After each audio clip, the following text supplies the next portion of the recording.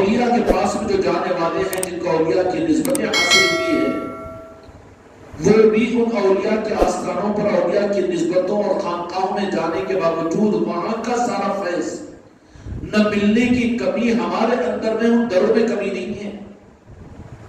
وہ تو آل رسول کے در ہے، وہ اولیاء کے در ہے، آل علی اور اولاد علی کے در ہے، غوث و خواجہ کے در ہے۔ ان دروں کے بھکاری بن کر ارے تم کلمہ پڑھنے والے نہیں، بغیر کلمہ پڑھنے والے انسان بھی جاتے ہیں، تو ان کے اعتبار سے ان کو بھی وہ فیض ادا کرتے ہیں۔ تو کوئی وجہ نہیں کہ تم کلمہ پڑھنے والے ہوتے ہوئے ان کے پاس میں جائے تو محروم کر دیے جائے۔ پھر آج جو فیض حاصل نہیں ہو پا رہا ہے، کہ یہ بات ہے کہ جو ایک زمانے کے اندر میں خواجہ خواجگان کی چوکھٹ کا فیض تھا کہ اولیاء بنتے تھے، اور غوث اعظم کی 11ویں شریف میں وہ نوازشیں ہوا کرتی تھی، یا اسی طریقے سے اولیاء کی چوکھٹوں سے جو کچھ فیض لوگوں کو ملا کرتا تھا، ولایت تقسیم ہوتی تھی، ایمان تقسیم ہوتا تھا، دین و دنیا کی سلامتی حاصل ہوتی تھی، مدینے کی خیرات ملتی تھی، پنجتن پاک کا صدقہ ان کو ملتا تھا، وہ آج حاصل کیوں نہیں ہو رہا ہے؟ یہاں پر مسئلہ ان نہ جانے والوں کا نہیں ہے، بلکہ یہاں پر تو کیس اور یہاں پر مسئلہ تو اہل نسبت کا ہے، جو اپنے آپ کو مرید کہتے ہیں، خلیفہ کہتے ہیں، اپنے آپ کو پیر کہتے ہیں، کہ وہ فیض ہم ان آستانوں سے حاصل کیوں کر نہیں پا رہے ہیں؟ پھر تمہیں کہاں حق ہے؟ کیا تم تیر کہاں مارے؟ کہ عمریں گزر رہی ہے بزرگوں کے آستانوں پر جاتے ہوئے، ایک دن متعین کر دیا جا رہے ہیں، سال میں ایک مرتبہ خواجہ خواجگان کی چوکھٹ پر حاضری دے رہے ہیں، اور اسی طریقے سے بزرگوں کی نسبتوں کی محفلیں اپنے گھروں میں کروا رہے ہیں، سب کچھ کروا رہے ہیں، لیکن وہ فیض ہم کو کیوں حاصل نہیں ہو رہا ہے؟ اس مسئلے کو بھی تو سوچنا چاہیے۔ کمی تو یہ نہیں ہے، دینے والوں کے خزانے میں کمی بھی بالکل نہیں، عطا کرنے والے تو ایسے ہیں کہ ان کا ہاتھ علی کے خزانے میں ہے، پنجتن پاک کے خزانے میں ہے، دو جہاں کے مالک میرے آقا، دو جہاں کے مالک حضرت محمد مصطفیٰ صلی اللہ علیہ وسلم کے خزانے میں ہے۔ کمی وہاں پر نہیں ہے۔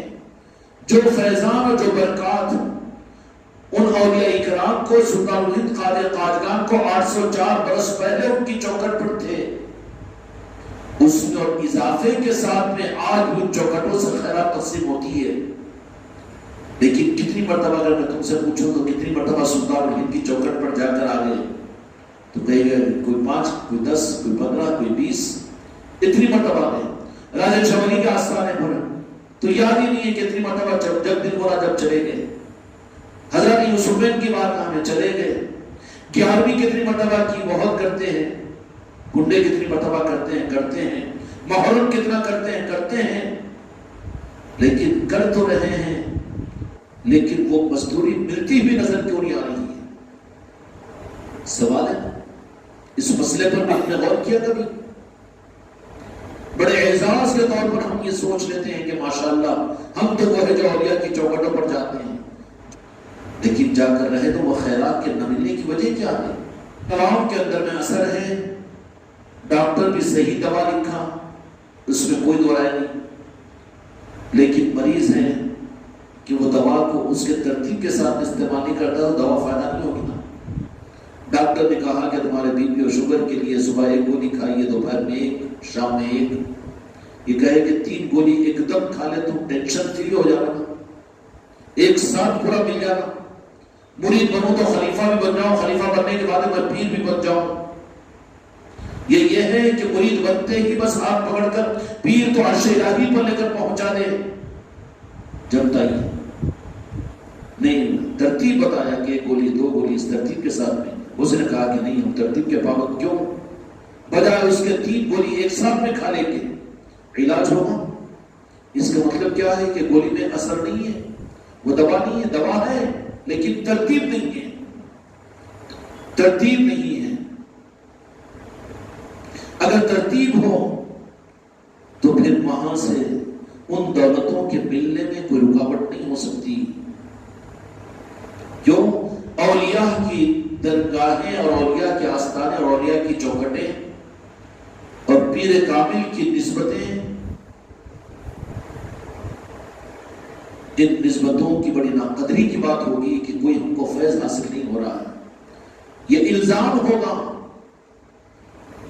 تلاش اپنی ذات میں کرے کہ کمی ہم سے کیا ہو رہی ہے. سلطان الہند کی چوکھٹ وہ چوکھٹ ہے جو خدا کی قسم جو بابا قطب الدین بختیار کاکی رحمۃ الرضوان کی طرح سے دنیا کو چمکایا، بابا فرید کے ذریعے جیسے دنیا کو چمکایا، صابر پاک کے ذریعے سے چمکایا، آج بھی ان کی چوکھٹوں سے وہ نظام چلتا ہے. اس زمانے میں تھا، اب یہ نہیں. وہ چراغ ہے جس کو دنیا کی آندھیاں، بدعقیدگوں کی آندھیاں، طوفان نہیں بجھا سکتے. لیکن بات کہاں پر ہوتی ہے کہ جانے والے اپنی ترتیب کو، پہلے جانے والے جاتے تھے مدینے کی خیرات مانگنے کے لیے، آج یہ بھکاری جاتا ہے اپنے دنیا کی مرادیں پوری کروانے کے لیے، منتوں کے لیے، ان کی غلامی کے لیے اور ان کے در کی فقیری کے لیے نہیں جاتا، بلکہ ان کو کام بتانے کے لیے جاتا ہے کہ میں تمہارے پاس میں آیا ہوں، تم میرا یہ کام کرو. اگر تم میرا یہ کام کرو تو لالچ بڑھتی ہے کہ آگے آ کر میں نیاز بھی کروں گا تمہارے پاس میں. اچھا سودے بازی کر رہا ہے وہاں پر جا کر. جن کو انہوں نے راس نوازا تھا ان کا روح کیا ہوتا تھا؟ جانے سے پہلے وہ اس بات کا ارادہ کرتے تھے کہ ہم جا رہے ہیں سقی کے در پر بھکاری بن کر، اور بھکاری بن کر وہاں پر جب جاتے تھے اور اپنے فقیری کو اور اپنی طلب کو ان کی چوکھٹ پر رکھ دیتے تھے. اور رکھنے کے بعد میں یہ نہیں کہ جانے کا ریزرویشن بھی ہے تو واپسی کا بھی ریزرویشن، گئے بھی تو بس اپنی تعداد طے کر کے جا رہے ہیں اور پھر واپس آ رہے ہیں. اپنی روحانیت کے نظام کو وہ چوکھٹ سے، اس آستانے سے وابستہ نہیں کرتا کہ سرکار آپ کا کرم یہ ہے کہ آپ نے مجھے بلایا اور میں آپ کی بارگاہ میں آیا ہوں اور آپ کی چوکھٹ اور آپ کے در پر آیا ہوں. اب میں آپ کا ہوں اور میں چاہتا ہوں کہ وہ خیرات جو آپ کو میرے آقا مدینے والوں نے دی ہے اس کا بھکاری بن کر میں تمہارے پاس میں آیا ہوں. اب اس خیرات کو آپ ادا کرنے کے لیے یا تو مجھے خیرات دے کر بھیجیے یا یہیں پر مجھے اپنی پوری زندگی گزارنے دیجیے. بہت کمی ہے نا بھی طلب میں. کہاں ہے طلب؟ اس طلب کے ساتھ میں جو جاتے تھے تو بزرگوں کی بارگاہوں کے اندر میں پھر کیا دنیا ہونا، دنیا لے کے میں کیا کروں؟ دنیا کے چلانے والے میرے غوث و خواجہ اگر آپ مجھے مل جائے تو میں دنیا کو لے کر کیا کروں؟ دنیا کا بھکاری بن کر جائے گا یہ؟ دنیا کے منت مراد اور کام کاج کو لے کر ان بزرگوں کے پاس میں جانے کے بعد میں اپنے دنیا کے کاموں کو ان کے سامنے اگر اسی کو مقصد بنا کر، یہ الگ بات ہے کہ اولاد باپ کے پاس میں گئی ہے تو باپ خود محسوس کر کے اس کا جیب خرچ بھی دے گا، بچے کی ضرورت کو بھی پورا کرے گا. ان کے چوکھٹ سے لینا کوئی بری بات نہیں ہے. عرض و معروضے کا کر دینا کہ سرکار ہماری نظریں اٹھ کر کرم کیجیے اور ہمارے بارے میں جو اچھا ہے آپ کے علم میں وہ اچھائی ہمارے ساتھ میں کیجیے. بس اس میں یہ ساری درخواستیں آ گئی، ساری درخواست ایک ہی درخواست میں برخاست. کہاں جا کر کیا چیز مانگنا ہے، کہاں جا رہا ہے، کہاں بلایا جا رہا ہے تو، اور تیرے جانے کا وہ انداز مسخرہ پن، کھیلو تماشا. اس لیے ان اولیاء کے آستانوں سے ولایت کی تقسیم ہونے کا عمومی نظام اب لوگوں کو محسوس نہیں ہوتا. لیکن جو سچے ہوتے ہیں تو وہ اولیاء کہتے ہیں کہ یہ لینے کے آنے والوں کی بھیڑ ہے، ٹھیک ہے ہماری محبت میں آ رہے، اللہ تعالیٰ ان کو ہمارے پاس میں بھیج رہا ہے. اولیاء نہیں بلاتے کسی کو، اللہ بھیجتا ہے ان کے پاس میں. کہاں بھیجتا ہے؟ اللہ تبارک و تعالیٰ بھیجتا ہے. کرانی دکان پر خود آدمی اپنا اناج لینے کے لیے جاتا ہے تو کرانی دکان والے کو رب سمجھ کے تھوڑی جائے گا. رب کا نظام ہے، کرانی دکان کو خریدنا ہے تو جا کر کرانی دکان پر جانا ہے. ایسے ہی دنیا کی تقسیم کے لیے اللہ تبارک و تعالیٰ نے دنیا کے نظاموں کے چلانے کے لیے آل علی اور آل علی کو متعین فرمایا. ان کی چوکھٹوں، ان کے آستانوں سے دنیا کا نظام چلتا ہے اور رب کرواتا ہے. وہاں پر نا امیدوں کی امیدیں پورا ہوتی ہے. ان اولیاء کی چوکھٹوں پر رب العالمین کی منشا سے اللہ سے دلواتے ضرور ہیں وہ، لیکن لینے والے کو اپنا ظرف وسیع کرنا چاہیے. لینے والے کو اپنا ظرف وسیع کرنا چاہیے. کیا ظرف لے کر جائے؟ لینے والا اپنا ظرف محدود کر کے اپنی دنیا کی ضروریات اور دنیا کے تقاضوں کو لے کر پہنچ رہا ہے کہ بس یہ کام کرنا اور واپس یہ کام ان کو دے دینا اور دوسری گاڑی سے واپس ہو جانا. جب تک کام نہیں بنا دنیا کا کیا ہے؟ یہ کام وہ کام 10 کام ذہنوں کے اندر میں کام دینے کے لیے اولیاء کے پاس جا رہا ہے. کوئی بھکاری آ کر آپ کے پاس میں خیرات مانگی اور آپ نے اس کی حیثیت کے بالمقابل 500 روپے کی نوٹ دے دی. تو 500 کی نوٹ کا یہ 500 میرا کیا ہوگا؟ میں تو تمہارے پاس میں آیا تھا مجھے ایک گھر دلاؤ 10 لاکھ کا اور میری شادی کرا دو 5 لاکھ کی اور مجھے کھیتی دلا دو 10 کروڑ کی. تو کیا ہوگا؟ انہیں پاگل ہے. فقیر تو کہاں بنا؟ اگر تو فقیر بنے تو وہ سخی ہے، اگر وہ اپنی سخاوت کے ساتھ میں سب کچھ کرا دے تو وہ الگ بات ہے. لیکن تجھے حق اپنے فقیر تو سرکار آپ کی ایک نگاہ کرم کا سوال ہی سب کچھ تیرے لیے ہو جائے گا. اس لیے ان آستانوں سے وہ فیض آج امت کو ظاہر ملتا ہوا نظر نہیں آ رہا ہے. تو پھر اور یہ اکرام کا ایک دوسرا نظام اپنے نوازشوں اور عطاؤں کا یہ ہوتا ہے کہ پھر ان کو اپنے پاس نہیں بلاتے ہیں تو پھر اولیاء اس بات پر قادر ہوتے ہیں کہ وہ خود بھی جو سچی طلب والے ہیں ان کے پاس پہنچ کر ان کو نواز دیں.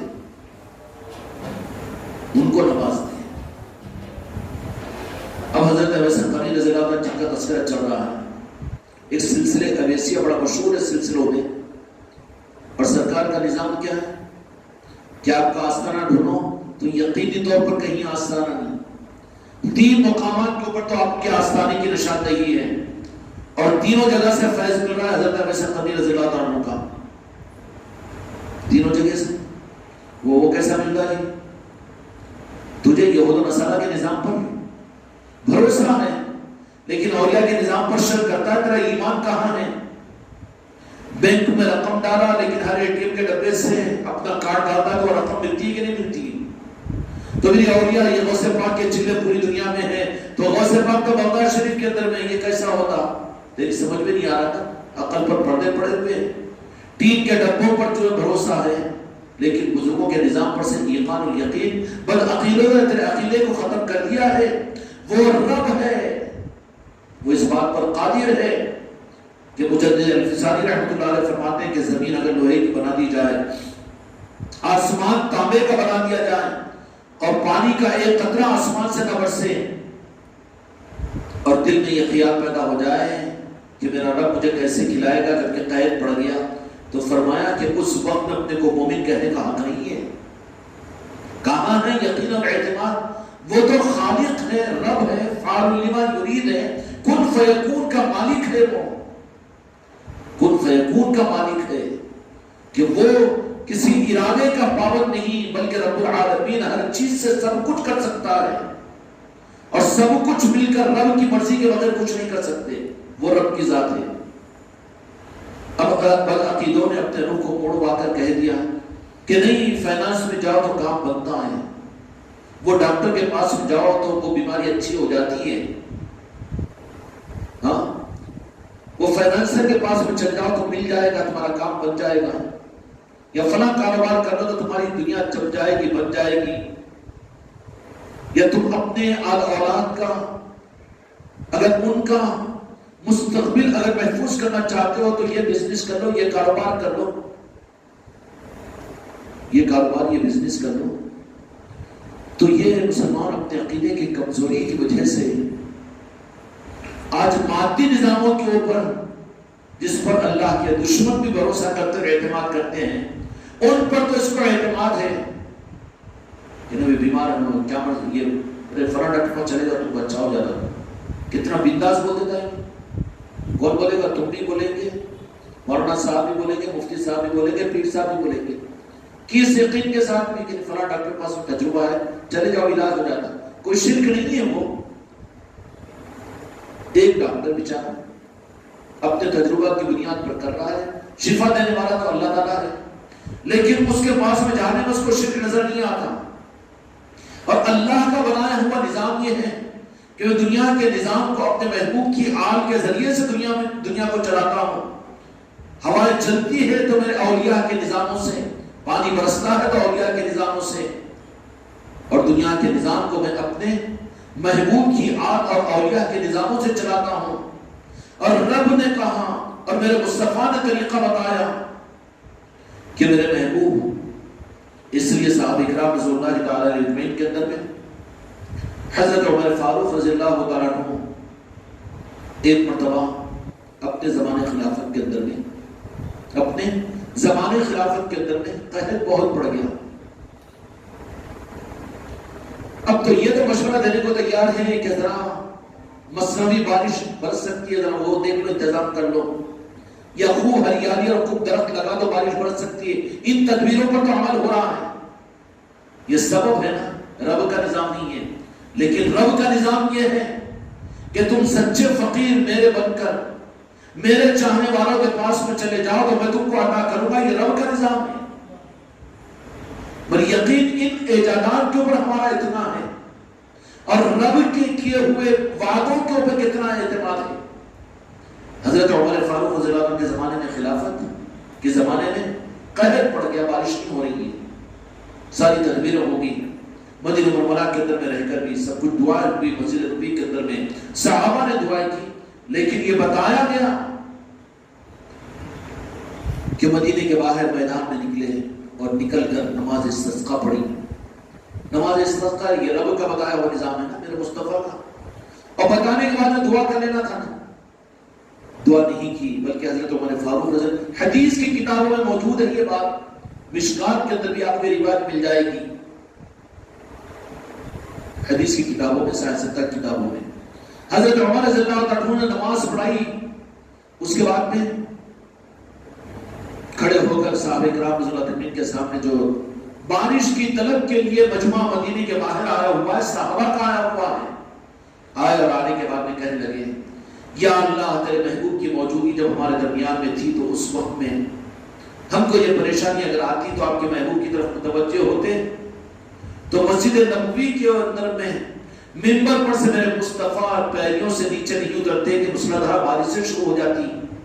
لیکن آج بظاہر ہمارے درمیان موجود نہیں ہیں, لیکن صحابہ کا عقیدہ آپ کے غیب ہونے کا بھی نہیں تھا, اور امت کے لیے بھی عقیدہ صحیح عقیدہ نہیں ہے کہ آپ تو نعوذ باللہ اس دنیا سے چلے گئے تو کلمہ بدلنا پڑے گا, لا الہ الا اللہ محمد رسول اللہ. محمد رسول اللہ یعنی دو جہاں کے مالک اللہ کے رسول تھے نہیں ہیں, ہے کا مطلب موجود ہے. دنیا کے اندر میں اگر کوئی آدمی کو آپ رہبری کرتے ہیں وہ فلاں ڈاکٹر اچھا ہے, یا فلاں چاول اس دکان پر اچھے ملتے ہیں, اور فلاں میڈیکل میں اوریجنل دوائیں ملتی ہے, فلاں ڈاکٹر کے پاس بھی علاج کرا وہاں پر, تو پھر کوئی بھی بیچارہ سفید کپڑے والا, کالے کپڑے والا یہ تو نہیں بولتا یہ شرک ہے, ہمدردی کا تقاضا ہے. لیکن کتنا روح بدل گیا کہ اسباب کی دنیا میں اگر میڈیکلوں کا پتہ بتاؤ, ڈاکٹروں کا پتہ بتاؤ, دکانوں کا پتہ بتاؤ تو شرک نہیں ہو رہا ہے. اگر آپ کہو کہ ان معاملات میں رب کا نظام اللہ کے اپنے بندر اپنے دوستوں کے ساتھ میں بھی ہے, کبھی اپنے ان تمناؤں کے لیے اس ارادے کے ساتھ میں اولیاء کی آستانوں پر جاؤ, بھیجنا کہ نہیں بھیجنا, بھیجنا کہ نہیں بھیجنا, بھیجنا ہے, بھیجنا ہے, بھیجو بھی, لے جاؤ بھی اور جاؤ بھی. مگر تم لوگ چونکہ وابستگان خانقاہ محمدی ہو, ہمارے بچے ہو, ہمارے مرید ہو, مگر تم لوگ جا کر وہاں پر اپنے ہلکٹ پن کا اظہار نہیں کرنا. جاؤ تو سرکار ہم اہل نہیں آپ کی بارگاہ میں آنے کے, لیکن بھیک مانگنے کے لیے آپ کے در پر آئے ہیں, نگاہ کرم فرما دیجیے ہم پر. اور جن کو لے جاؤ ان سے کہو کہ ٹھیک ہے جو مانگنا ہے سرکار سے مانگو, ملے گا ضرور, یقین دلاؤ ان کو. تو بھی یہاں شرک کیسا ہوگا؟ پنیے کی دکان پر بھیجنا شرک نہیں ہے, اور فلاں ڈاکٹر کے پاس سے بھیجنا شرک نہیں ہے, دوائی کی دکان پر دوائی دینے کے لیے وہاں پر بھیجنا شرک نہیں ہے. اللہ کے پاس سے بھیجنا نہیں, ڈاکٹر صاحب بھی نہیں بھیجتے نا, بھیجنا شرک نہیں ہے نا, تو پھر اللہ والوں کے پاس سے بھیجنا شرک کیسا ہوگا؟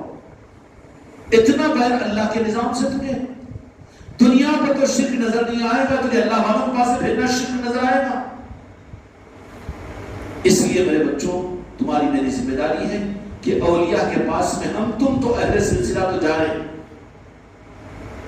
جا کر جو بھیک مانگے کہ سرکار اب بھکاری ہے، آپ صدقے ادا کرنے والے ہیں، اگر پوچھیں کہ کیا ہونا ہے، محسوس ہو جائے کہ وہ بہت واریاں کر رہا ہے، پیر کا واسطہ دے کر یہاں پر مانگ رہا ہے، کیا ہونا ہے، تو وہ مدینے کی خیرات جو آپ کو میرے آقا نے عطا کی ہے، پنجتن پاک نے عطا کی ہے، اس خیرات میں کا اہل مجھے بنا کر کچھ حصہ عطا کر دو، ورنہ کیا ہوگا، جانے کے بعد میں محروم کیوں رہے، سالوں گزر جا رہے ہیں، اجمیر شریف کو کتنی مرتبہ چلے گئے، راجہ شاہ ولی کے پاس میں کتنی مرتبہ چل جا رہے ہیں، بزرگوں اور اولیاء کے پاس میں کتنی مرتبہ چل جا رہے ہیں، چادر چڑھا رہے ہیں، عرس میں جا رہے، کرو ٹھیک ہے، لیکن تم لوگ وابستگان خانقاہ محمدی ہو، تو جا کر بھی وہ چیز اور مقصد حاصل کیوں نہیں ہو رہا، اس کی کمی ہمارے اندر میں ہے کہ ہم وہاں پر اس چیز کی طلب کے ساتھ میں نہیں جا رہے ہیں، بلکہ کچھ اور مانگنے کے لیے جا رہے ہیں، کچھ اور۔ بھئی آپ کا باپ سخی ہے، لیکن آپ کو ایک بیٹا بھی ہے یا دو بیٹے بھی ہیں، آپ ارب پتی ہیں، کروڑ پتی ہیں، ہر جمعرات کو وہاں پر ٹھیک ہے، غریب آتے مسکین آتے ہاتھ پھیلاتے اور وہ تمہارا باپ ہے کہ دے رہا ہے سکین کو، دے رہا ہے سکین، لیکن اس میں اگر وہ اکلوتا یا دو بیٹے انہوں بھی لے جا کے باپ کے سامنے بھیک دو نا، بلکہ بولے تو ارے میری اولاد تجھے بھیک مانگنے کی ضرورت ہے، میرا ہے نا، تو اس لائف میں کیوں آیا کہ مجھے ذلیل کر رہا ہے، تو ادھر آ، بولے نہیں کہ نہیں بولے، میرے غوث و خواجہ تو اگر وہاں پر جا کر اپنائیت کے ساتھ میں سرکار آپ کی بارگاہ میں چوکٹ میں آپ کی محبت میں آئے، کہے دو تو نظر کرم مالک بنائیں گے وہ تمہیں، اور مالک بنائیں گے، تمہارے جانے کی بھی ضرورت نہیں پڑے گی، بلکہ لا کر عطا کر دیں گے، عطا کر دیں گے، عطا کر دیں گے۔ اور عطا کیا کریں گے؟ عطا کرنے میں اچھی جوانی، اب کیا جوانی بہت کھیلا کھیل لیا، نوٹی کی جوانی ہوگا پاگل، اچھا چہرہ، اچھی خوبصورتی ہے، بہت وہی جہنم کے انگارے جمع کر لیا سوئے اعمال ناموں میں، منکر نکیر سے گرامر کاتبین سے ذرا پوچھ کتنے گلچھرے اڑا دیا جوانی میں، اور کتنے گلچھرے اڑا رہا ہے، اور کیوں جہنم کی حالت میں یہ تیار کر رہا ہے، پھر کیا مانگو جا کر جانے کے بعد میں، اور ایک دو چار بیویاں کی، ہاں نہیں نا، کیا ضرورت ہے، اب کیا مانگو، سرکار آپ کے در پر آپ کا بھکاری بنا لیجیے اور بھیجیے، ریفرنس دیجیے، ان لوگوں کی باتوں پر مت آؤ جو امت کو ان کا ایمان لٹوا دیے ہیں، نسبتیں ختم کروا دیے ہیں، کب تک ان کا رونا روتے رہیں گے، تم کرنے کا کام کیا کر رہے ہیں، تم سے کیا ہو رہا جو کرنے کا کام، بھیجو امت اور انسانیت کو اولیاء کی چوکٹوں پر، نہیں مانتے رہا، ہمارے خاندان والے نہیں مانتے، ہمارے سسرے نہیں مانتے، ہماری بیوی نہیں مانتے، تم منوانے کی فکر کیا کیا، راتوں کے اندر میں اندھیرے میں اٹھ کر اللہ کی بارگاہ میں کیا، اللہ نوازے جانے کے لیے، ایمان کی خیرات کے ملنے کے لیے اولیاء کی چوکٹوں کو تو نے متعین کیا ہے، ایک ایک کا نام لو، اپنے دوست کا، اپنے سسرے کا، رشتہ دار کا، جن کو تم تیر مارنے کے لیے بولتے نا بدعقیدہ نے وہابی ہے، ہاں یہ بولنے کو تو پاک بندہ بن کے اترا اوپر سے، اللہ تجھے پہلے جہنم میں ڈالے گا، میرے آقا کی امت ہے وہ، نفرت چھوڑ، بدبو چھوڑ، کون برا ہے، تو اتنا برا کہ لوگ تجھے برا نظر آ رہے، اپنی برائی تجھے نظر نہیں آ رہی، پہلے اپنا علاج کروا، اس لیے ان کے نام لے لے کر رب کی بارگاہ میں کرو کہ یا اللہ تو اپنے اولیاء کے پاس ان کو بلا، یہ ہماری ذمہ داری ہے، اگر یہ کریں گے تو پھر اس کی وجہ سے پھر وہ جو 10 کوس 10 میل دور رہنے والے ہیں نا، وہ لوگ خود اولیاء کی چوکھٹوں سے قریب آئیں گے، اولیاء کے نظاموں کے قریب جائیں گے، جب جائیں گے وہ ان کی نظر کرم ہوگی تو راستے وہ کھولیں گے، اس طریقے سے یہاں کا نظام آگے بڑھتا ہے۔ اس لیے میرے بچوں ہو جانے کے باوجود مسئلہ ان نہ جانے والوں کا نہیں ہے، بزرگوں کے آستانوں پر یا خانقاہوں میں پیری مریدی کے لائنوں میں نہیں رہنے والوں کا، بلکہ مسئلہ تو ان سے زیادہ افسوسناک تمہارا میرا ہو گیا کہ اولیاء کے آستانوں پر بھی ہم جانتے ہیں اور جاتے ہیں اور بہت کچھ اہتمام کے، لیکن وہ دولتیں ہم کو کیوں نہیں مل رہی؟ اس کی وجہ یہ ہے کہ جانے کے طریقے سے ہم نہیں جا رہے ہیں۔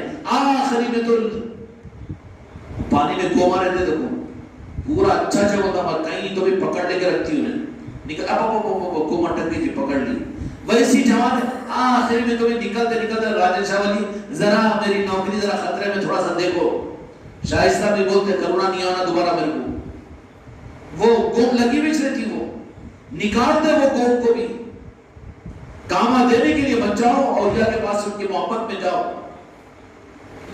آج یہ رخ، یہ محبتوں میں نہ ہونے کی وجہ سے وہ خیراتیں نہیں مل رہی ہیں۔ اس کا مطلب یہ کہ ان کے پاس میں نعوذ باللہ ختم ہو گیا، اب ان کی ولایت نہیں چل رہی، یہ بات نہیں ہے مگر جانے والے ایسے نہیں ہیں۔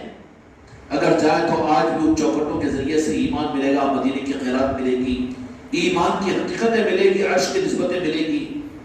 سمجھ میں آ رہی بات؟ اب جانے کے بعد میں بھی ان پر کام مت لگاؤ کہ وہ دو، یہ دو، یہ دو، یہ دو، یہ دو، یہ دو، نہیں۔ انہوں نے تو کرم فرما کر تم کو نسبتوں سے جوڑنے کے بعد میں اپنا بنا دیا ہے۔ اور کیا چاہیے میرے خاندان محمدی کے بچوں کو کہ خود سلطان الہند نے افاد فرماتی کہ یہ چشتیہ خاندان کے لوگ ہیں، اس سے بڑی خیرات تم کو ہندوستان میں کیا ملے گی؟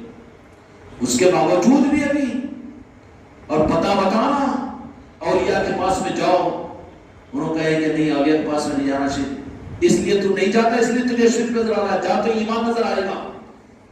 تجھے نظر آنے کی وجہ یہ ہے کہ تیری آنکھیں اندھی ہے، تو جانا شروع کر تو تجھے سمجھ میں آئے گا وہ شرک نہیں ہے، ایمان ہے۔ اس لیے بھیجا کرو وہاں پر، اور بھیجنے کی تدبیریں کیا کرو، لے جایا کرو، سمجھایا کرو، اور وہ اسباب اختیار کرو کہ وہ تمہارے خاندان کا ایک ایک فرد، تمہارے محلے کا ایک ایک انسان اولیاء کی چوکھٹوں پر تمہارے ذریعے سے پہنچ جائے وہاں پر۔ یہ ذمہ داری ہے ہماری اور تمہاری، کریں گے انشاءاللہ۔ اللہ تعالیٰ مجھ کو اور آپ کو حق کے ساتھ آگے بڑھنے کی توفیق عطا فرمائے۔ بحق لا الہ الا اللہ محمد رسول اللہ۔